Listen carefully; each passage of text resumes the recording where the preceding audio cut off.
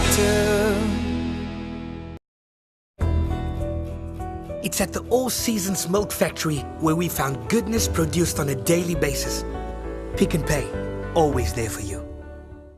I've got to say that keeping sort of teenagers and tweens away from eating, I don't know, chips and fatty dips and horrid things at parties is no mean feat.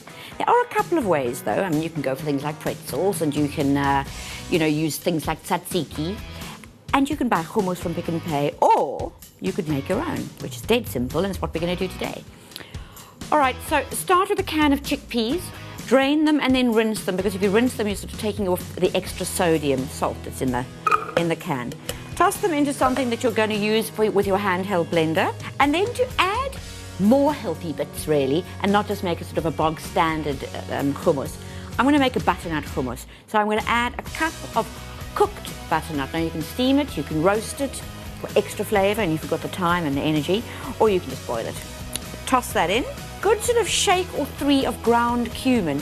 Just works beautifully with that sort of Middle Eastern flavour. And if you don't like it, you don't have to add it, or ground coriander would work just as well. A good squeeze of lemon, probably a whole small lemon will do.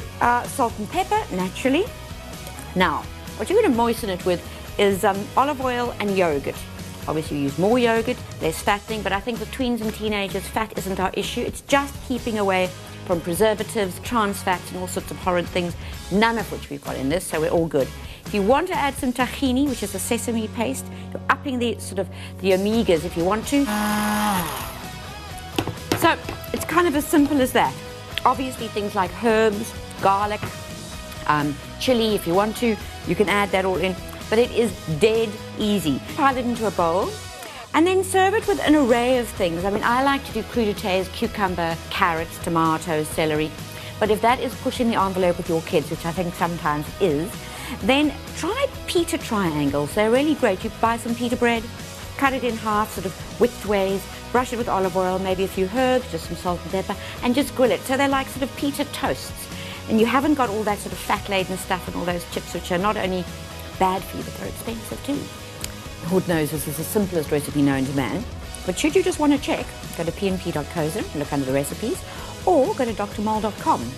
And if you want all these ingredients downloaded to your phone so you can go shopping before the party, then SMS the word party, 33728, and have one. I want to live the best life.